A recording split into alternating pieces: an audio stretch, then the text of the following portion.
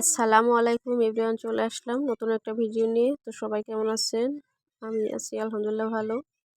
তো আজকে হচ্ছে আমি ইলিশ মাছ দিয়ে লাউ পাতা মুড়িয়ে পাতুরি তৈরি করব।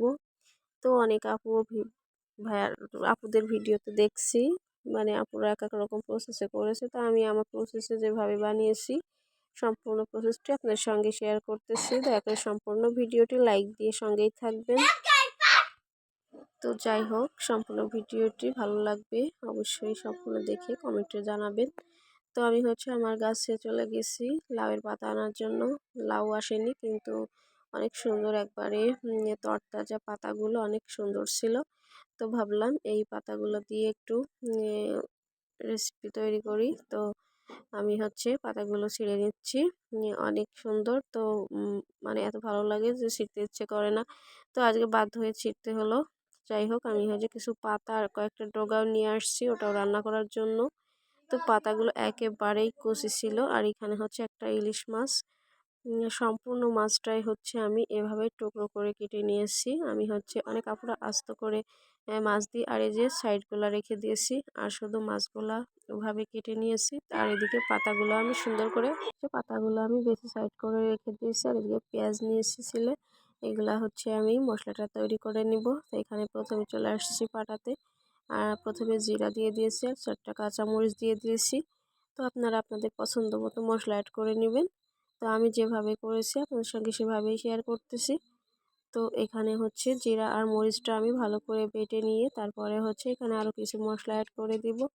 তো এটা সহজ, কিন্তু এত ইলিশ মাছে কিন্তু অতিরিক্ত মশলা লাগে না। তো এখানে হচ্ছে পেঁয়াজ আর রসুন কুচিয়ে নিয়েছি, এগুলো আমি বেটে নেব। তো সম্পূর্ণ ভিডিওটি দেখলেই বুঝতে পারবেন আমি কত সহজেই রেসিপিটি তৈরি করেছি। আর এইখানে দিয়ে দিলাম হচ্ছে সরিষা, এটা অপশনাল, আপনারা না দিলে না দিতে পারেন। তো আমার কাছে এটা ছিল, আমি দিয়ে দিয়েছি। তো এখানে হচ্ছে সরিষাটা আর হচ্ছে পেঁয়াজ রসুনগুলো সমস্ত একসঙ্গে বেটে নিয়েছি। আর এই যে মাছগুলা, এখন বাটা মশলাটা দিয়ে দিলাম। তো আমি হচ্ছে এখন মশলাটা দিয়ে সুন্দর করে মাছটা হাত দিয়ে মেখে নেব। তো সময় থাকলে মাছটা যদি মেখে রেখে দেন তাহলে কিন্তু অনেক ভালো লাগবে। এখানে দিয়ে দিলাম স্বাদ অনুযায়ী লবণ আর হচ্ছে মরিচের গুঁড়া আর হলুদের গুঁড়া। তো এটা দিয়ে আমি ভালো করে হাত দিয়ে মেখে নিচ্ছি। তো হাত দিয়ে যদি অনেকক্ষণ মেখে নেওয়া যায় তাহলে কিন্তু খেতে অনেক ভালো লাগবে। এখানে চাইলে কিন্তু এটা আপনারা কষিয়েও রান্না করে নিতে পারেন। তো আমি এভাবেই তৈরি করেছি, তো এভাবেই আপনাদেরকে দেখালাম। তো এখানে হচ্ছে ভালো করে কিন্তু আমি অনেকক্ষণ ধরে মাখিয়ে নিয়েছি। তো এই মাখানোটা একটু বেশি করে মাখাইলে অনেক ভালো লাগবে খেতে, এর জন্য আমি একটু সময় নিয়ে মেখে নিলাম। আর এখন দিয়ে দিচ্ছি হচ্ছে তেল। তো তেলটা দিয়ে হচ্ছে আমি আবারও কিছুক্ষণ হাত দিয়ে সুন্দর করে নেড়ে চেড়ে মিক্সড করে নিচ্ছি মশলার সঙ্গে। তো তেলটা আমি আরও একটু ভাজার জন্য ব্যবহার করবো, এই জন্য এখানে একটু কমই দিয়ে দিলাম। তো আপনারা চাইলে কিন্তু এখানে বেশি দিতে পারেন। আর এখানে সরিষার তেলটা দিলে অনেক ভালো হতো, কিন্তু আমার কাছে সরিষার তেলটা নাই, এর জন্য আমি সয়াবিন তেলটা দিয়ে রান্নাটা করতেছি। তো আমি দেখুন আরও অনেকক্ষণ কিন্তু হাত দিয়ে সুন্দর করে মেখে নিচ্ছি। তো প্রিয় আপু ও ভাইয়ারা, যদি প্রথমবার কেউ আমার ভিডিওটি ওয়াচ করেন তাহলে রিকোয়েস্ট থাকবে আমার চ্যানেলটা সাবস্ক্রাইব করে পাশে থাকবেন আর বেল আইকনটি বাজিয়ে নোটিফিকেশন অন করে রাখবেন। তো এখানে হচ্ছে আমি মাখিয়ে কিছুক্ষণ হচ্ছে রেস্টে রেখে দেব। আর এদিকে পাতাগুলো আমি সুন্দর করে হালকা কুসুম গরম পানিতে ভিজিয়ে নেব, তাহলে কি হবে পাতাটা ফেটে যাবে না। আর যদি সরাসরি দিতে যায় তাহলে কিন্তু পাতাটা অনেক সময় ফেটে যায়। আর একটু কুসুম গরম পানি দিয়ে যদি পাতাটা ধুয়ে নেওয়া যায় তাহলে একবারে সফট থাকে পাতাটা, সুন্দর একবারে যেদিকে আপনি নিতে চান সেদিকেই থাকবে, অনেক ভালো হয়। তো এখন হচ্ছে আমি পাতাটা একটা নিয়ে যে মানে মশলার সঙ্গে মাছের যে মিশ্রণটা রেখেছি ওটা এখন হচ্ছে চামচ দিয়ে আর একটু ভালো করে মেখে নিই। এখন পরিমাণ মতো একটু একটু দিয়ে হচ্ছে পাতাটা আমি সুন্দরভাবে মুড়িয়ে নেব। তো এই যে দেখুন কালারটাও কিন্তু অনেক ভালো লাগছিল, সবুজের উপর একবারে অনেক চকচকে দেখা যাচ্ছিল কালারটা, সত্যি অনেক মজা হয়েছিল খেতে। তো যাই হোক, আমি হচ্ছে এখন এই যে পাতাটা এক টুকরা মানে একটু কিছু অংশ দিয়ে আর সুন্দরভাবে এপিট ওপিট উল্টিয়ে যেভাবে করতেছি ঠিক এভাবেই করে নিলে বের হওয়ার কোনো সম্ভাবনা নেই। তো আমি দেখুন সুন্দরভাবে এভাবে মুড়িয়ে, এটা বাঁধার কোনো প্রয়োজন নেই, পাতাটা এমনিতেই অনেকটা নরম হয়ে গেছে। তো এই জন্য হচ্ছে আমি ওটা আর বাঁধিনি, আপনারা চাইলে বেঁধে দিতে পারেন সুতা দিয়ে। তো এখানে হচ্ছে আমি আরও একটা পাতা দিয়ে আরও কিছুটা মিশ্রণ দিয়ে আবারও হচ্ছে পাতাটা সুন্দরভাবে মুড়িয়ে নিচ্ছি। এখানে চাইলে ডাবল পাতাও দেওয়া যায়, তো আমি একটা করে পাতা দিয়ে দিয়েছি, আপনারা চাইলে বেশি করেও দিতে পারেন। তো আমি সুন্দরভাবে একে একে সমস্ত মাছের মিশ্রণগুলো দিয়ে পাতাগুলো এভাবে ভালো করে মুড়িয়ে নেব।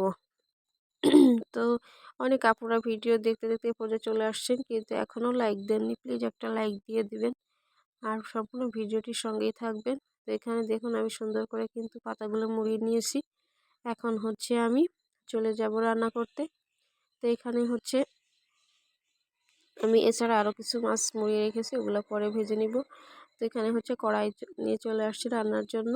তো এখানে একটু তেল দিয়ে আমি হচ্ছে মানে কড়াইটা গরম করে একটু তেল দিয়ে দিয়েছি, আর তেলটা দিয়ে এখন হচ্ছে আমি মাছের যে পাতাটা মুড়িয়ে রেখেছি এখন একটা একটা করে দেব। অতিরিক্ত গরম আমি করিনি কড়াইটা, তাহলে কিন্তু সাথে সাথে পুড়ে যাবে, আর এদিকে মাছটাও সেদ্ধ হবে না, পাতাটাও সেদ্ধ হবে না, জাস্ট পুড়ে যাবে। তাতে কিন্তু ভালো লাগবে না খেতে, একবারে ছেঁচড়া একটা গন্ধ আসবে, পোড়া গন্ধ, শাকের পোড়া গন্ধটা তো ভালো লাগে না। তো এখন হচ্ছে আমি এভাবে আস্তে আস্তে করে মাছগুলো সাজিয়ে পাতাগুলো সাজিয়ে সুন্দর করে মানে একবারে নর্মাল আছে রান্নাটা করে নিব। তো আমি একে একে সমস্ত পাতাগুলো কিন্তু সুন্দর করে সাজিয়ে নিচ্ছি। তো এই যে দেখুন আমি কিন্তু একবারে নর্মাল আছে রান্নাটা করতেছি, অতিরিক্ত আছে রান্না করতে। এই যে দেখুন সুন্দর কিন্তু একবারে পুড়ে যায়নি, কিন্তু পাতাটা দেখে মনে হচ্ছে যে সেদ্ধ হয়ে গেছে। তো অনেক সুন্দর করে আমি হচ্ছে মাছগুলো এখন উল্টিয়ে দিচ্ছি পাতা সহ। তো আমার প্রসেসটি যদি ভালো লাগে তাহলে একবার হলেও ট্রাই করবেন। অনেক সময় হচ্ছে মানে এক টুকরা মাছ দিয়ে আমরা এরকম করি, কিন্তু এভাবে টুকরা করে অনেকগুলো মাছ একসঙ্গে মশলাটাও মাখিয়ে নিয়েছি সুন্দর করে। এভাবে যদি ভালো লাগে তাহলে একবার ট্রাই করে দেখতে পারেন, খুব ভালো লাগবে খেতে।